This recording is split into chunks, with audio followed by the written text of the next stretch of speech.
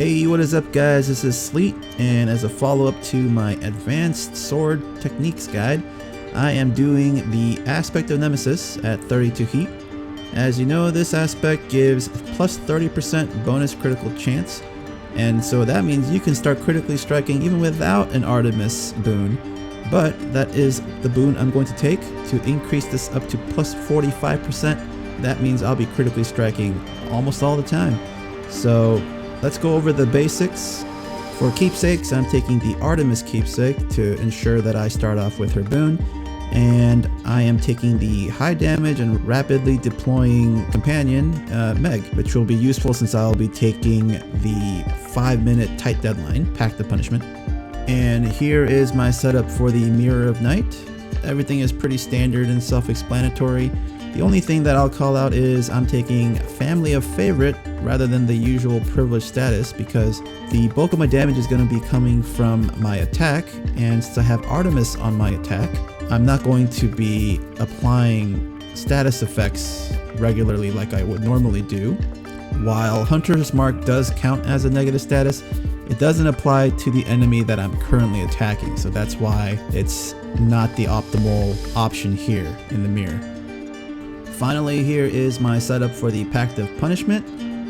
Now, this is going to be a matter of taste and preference for each individual, but for me, I will always take Extreme Measures 4 and Forced Overtime plus 40% as a challenge to myself. A few freebies, in my opinion, I'd say is Middle Management, Underworld Customs, and 7 minutes on the tight deadline.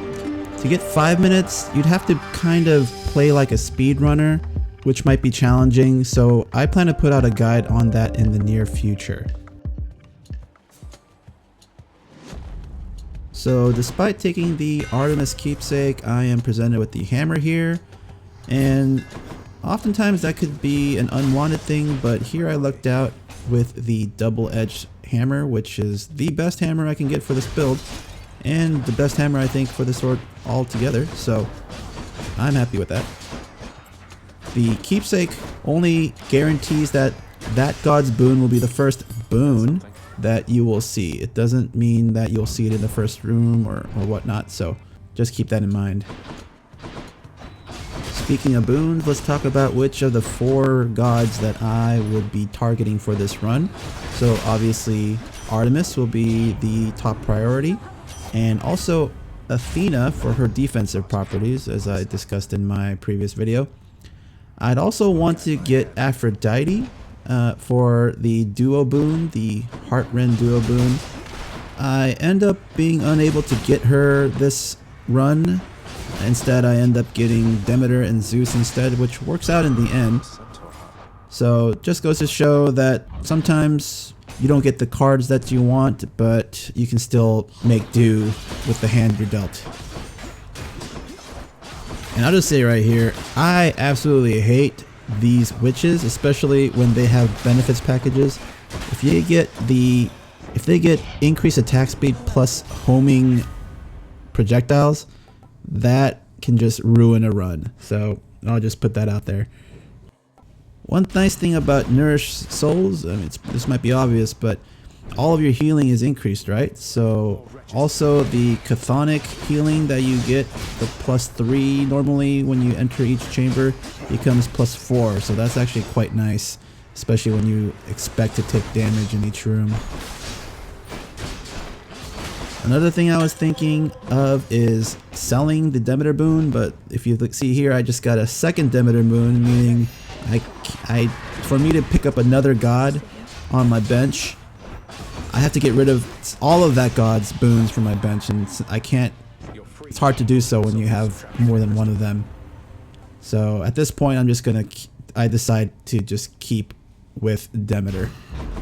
The winter's chill.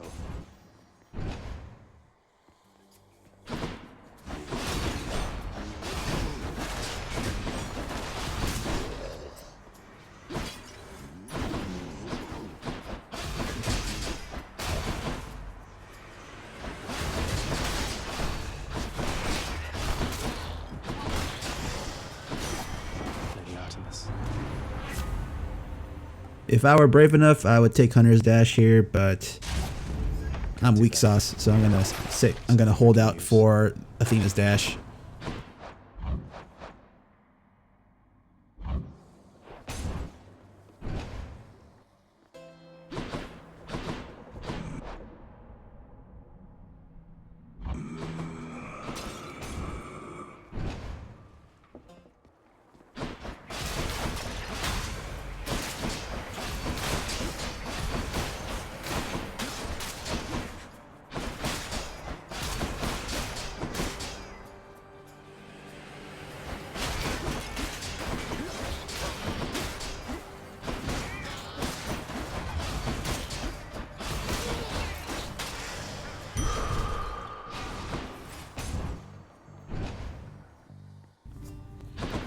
So in Sisyphus's room, you can actually give Nectar to Boldy, and it'll give you a really tiny bonus, a random bonus. Here I got the cast damage bonus, +6. Not planning to use my cast here, so kind of useless.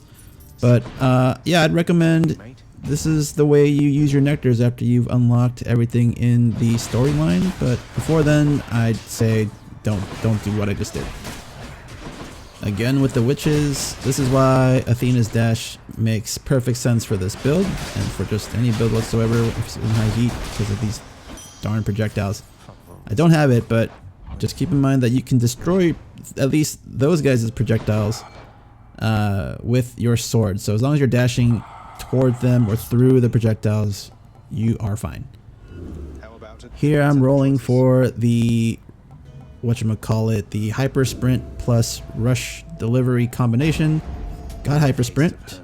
We will see if I get rush delivery later, but I am very sad that I had to use 2 rolls for that. I'm back, ladies. So I would say Meg is my least favorite of the sisters at high heat. I think, you know, a couple of things.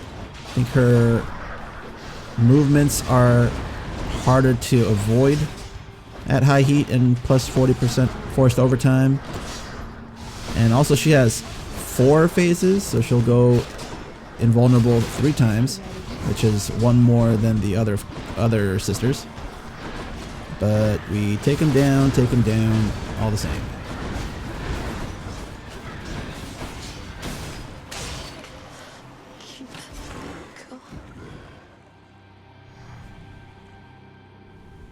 The other 2 took off.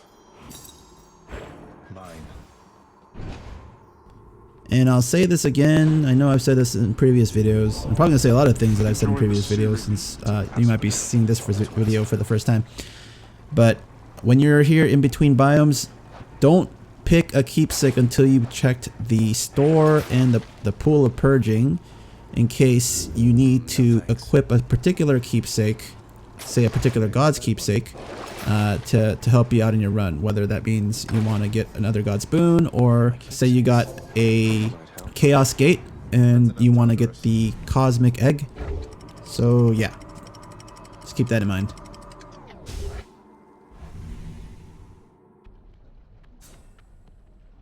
Getting warmer. Might as well. And I forget to take the gold there. That always is saddening. So purple's always nice, and actually I've been doing a lot of darkness, farming for darkness these days, and I really tempted to take that last one. But yeah, Dash Strike is the right choice here.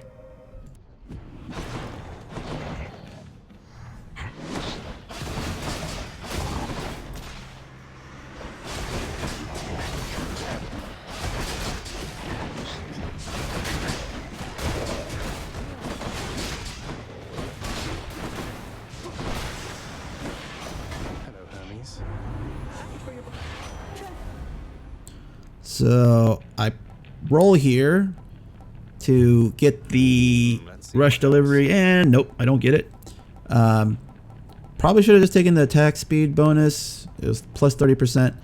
I mentioned in the previous video that attack speed does not help with dash strikes. So in the manner that I'm playing, it's not going to really help too much, but at least for those few times that I would just do a regular attack in between dash strike combos, it would have been more helpful than the choices that I was ultimately provided.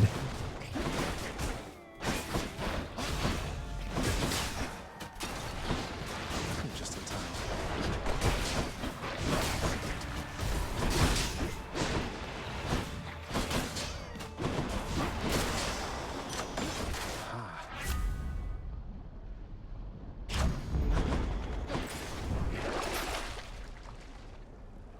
I'll pay for that.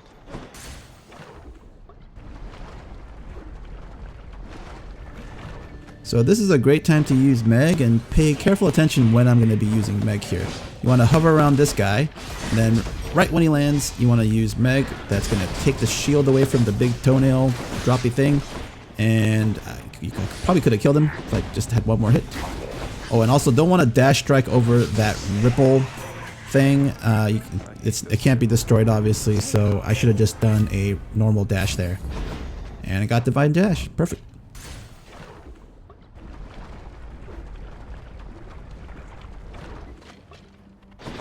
More spreaders.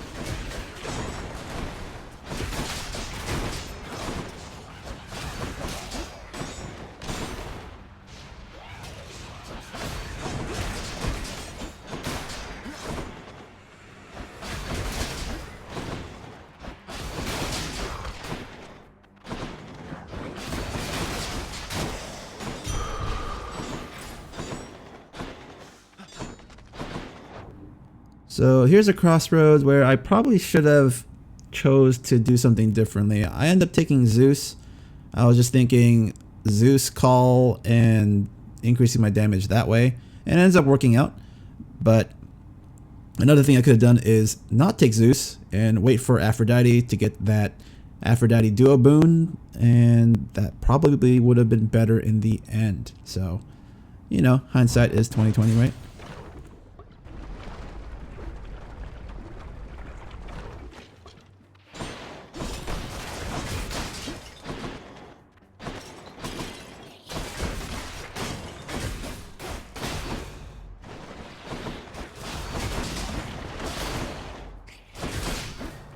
So this is a great fight to showcase why the Athena dash is so powerful with the dash strike combination.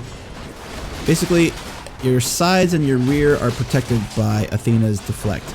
Your front is not. It is only protected by your attack, which can destroy most projectiles. But as you'll see later, some projectiles can't be destroyed, and that's when you'll actually just get hurt instead of deflecting.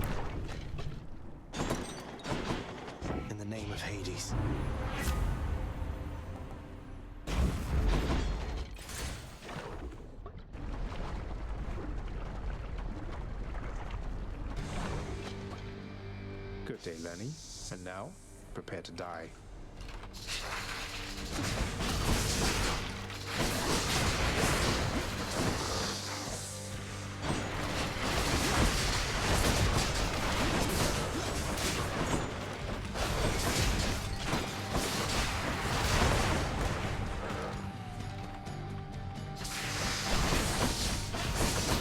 I don't know if you can see what I did here, but I deflected those because I'm actually dash striking left and right in front of it.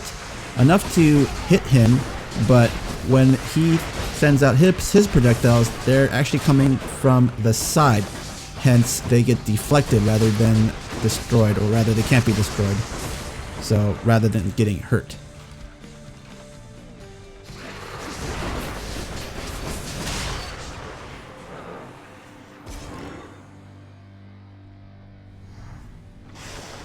No more heads. Limitless darkness.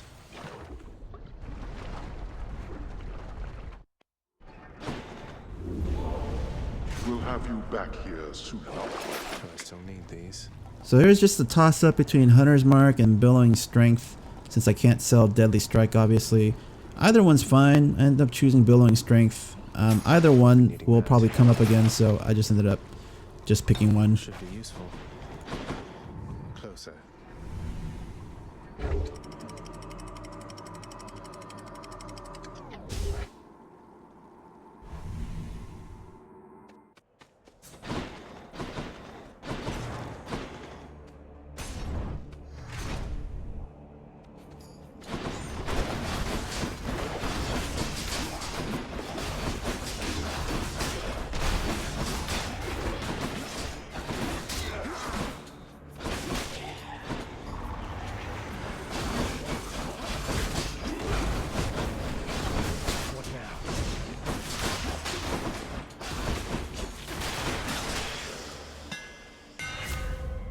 So Hoarding Slash and Curse Slash.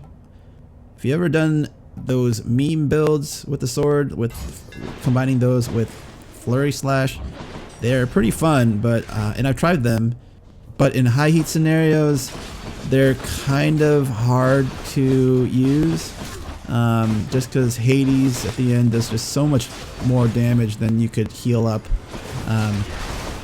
Yeah, so.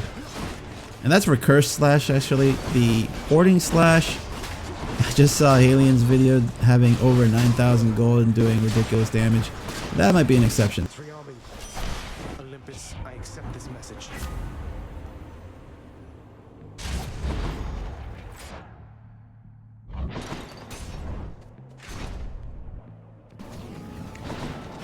So pay close attention here as to how I get rid of these flame wheels.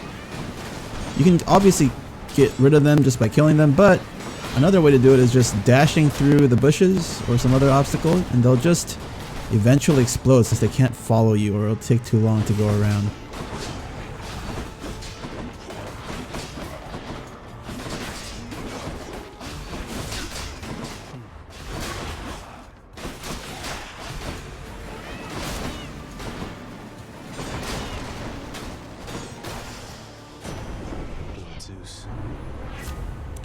Aha, billowing strength returns, although I had hoped it would turn in purple form.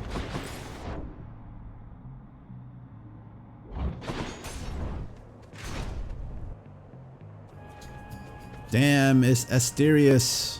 He's the worst of the two mini bosses that you can get. The other one is the giant butterfly ball, and I can make quick work of that, but yeah, Alistar is incredibly challenging, especially with the plus 40%. I think actually Demeter helps out here because it slows him down a bit. So maybe, you know, there's a good reason I took Demeter instead of holding out for Aphrodite.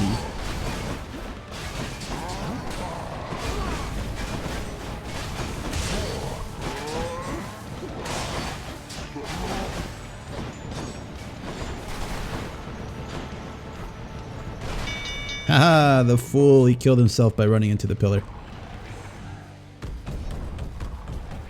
I beat the bull of Minos. My grandmother. So I actually didn't feel like I needed Stubborn Roots, to be honest. I'd rather take Snowburst, but Stubborn Roots does give a ton of money. It sells for, I think, 400 gold in the pool of Purging. So I ended up taking it for that reason.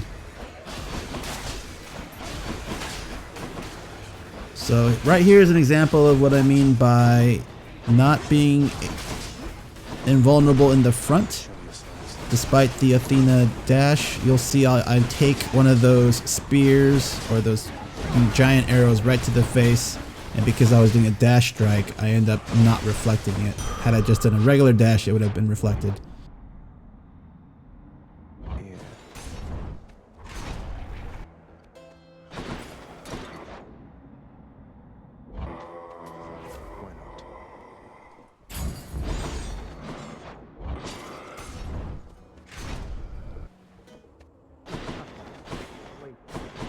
Someone is here. I'm grateful.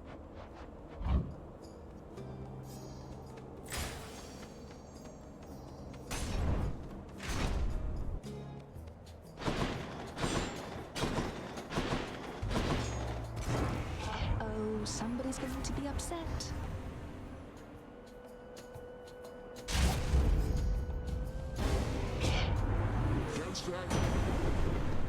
Well, that's that.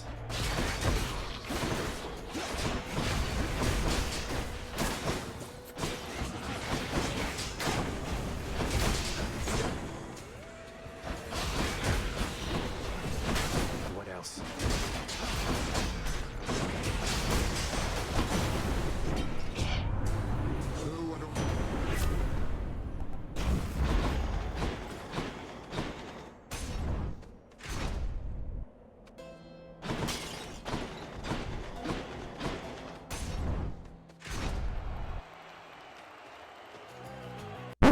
So before this fight starts, let me show you guys exactly how to Meg right here to get both Theseus and Asterius. So if you draw a line through Asterius and and Theseus, you want to face perpendicular to that line. If you do that, you'll get this nice meg right through the middle of them. You face the champion. Megara.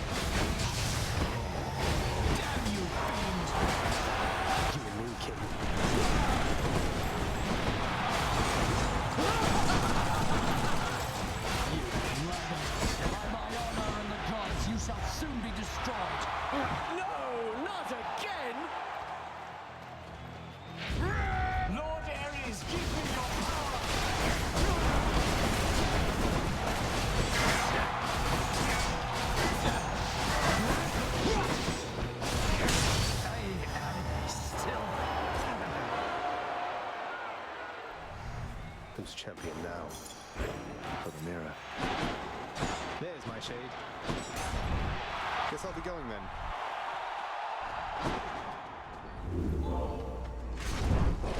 Any boons worth giving up? So this is awesome. I decided to sell both Stubborn Roots and Greater Evasion. Why did I sell Greater Evasion? So that there's a chance Hermes will appear again in Styx and have rush delivery for me. So that is why I made that decision. As far as keepsakes, the two contenders are Lucky Tooth and the Acorn. I usually, if I have 2 Death Defiances or less, I may take the Tooth, but in this case, I have the full 3. The Acorn's going to serve me better, I think. I can use this.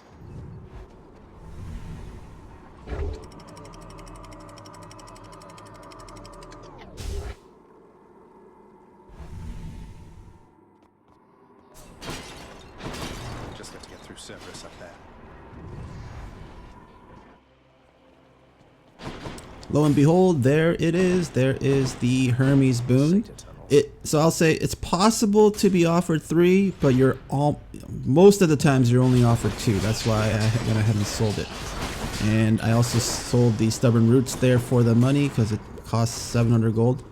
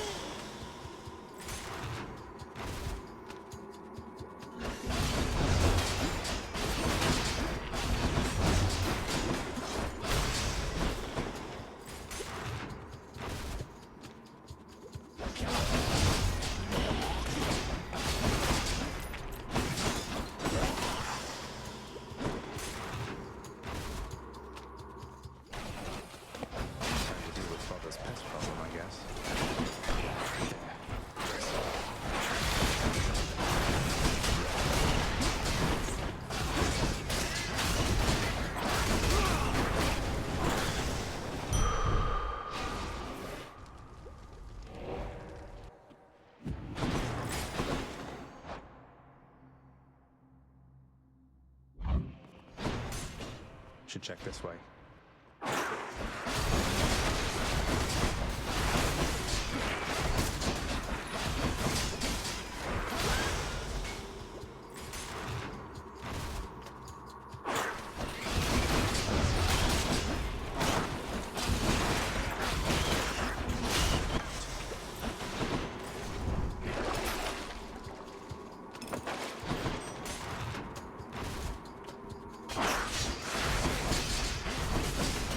Ouch. Okay.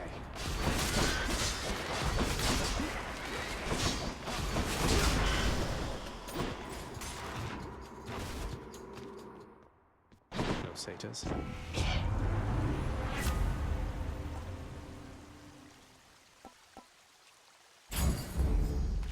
Now back to Cerberus. of an aftertaste. Cheers, And mate. boom, baby, rush delivery, 100% epic. That is awesome. So I'm so glad I made that decision Joy earlier the hound of it. to sell all that stuff. See you, boy.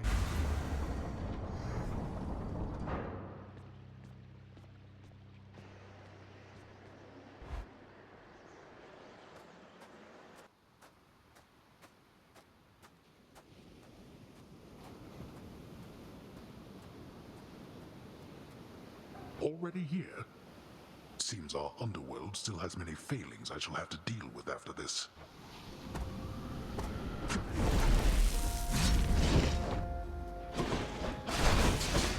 You...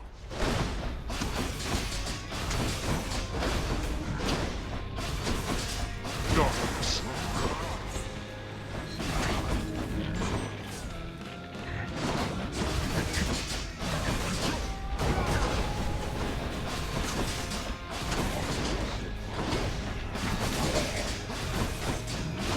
Not this.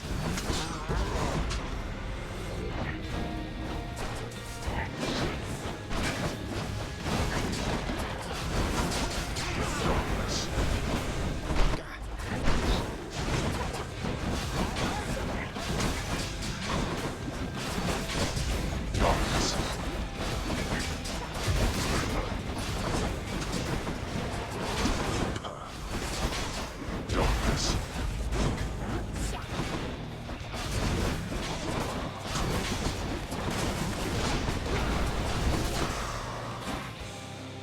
Let's finish this. Let's see you deal with this.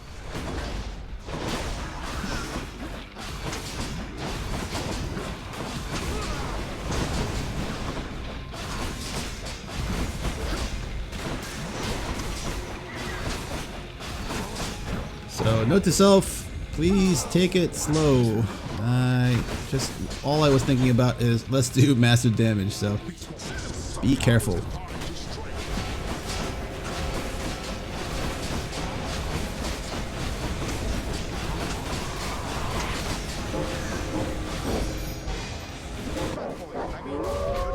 Lasted little.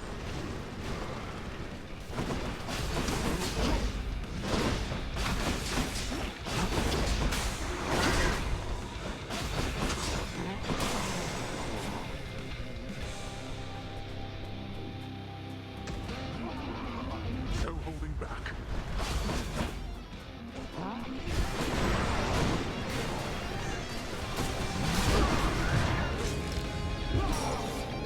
Be careful where you step.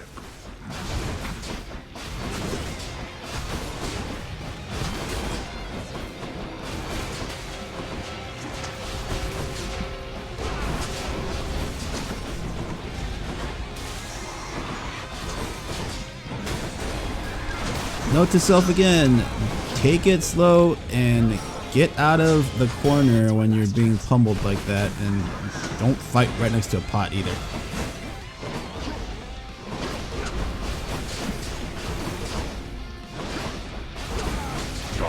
That timing though. Thanks, Dad. Whew. Thank goodness. But I will say, when you the fights are more interesting when you don't have any DDs left. So, yeah, I meant to do that. Home.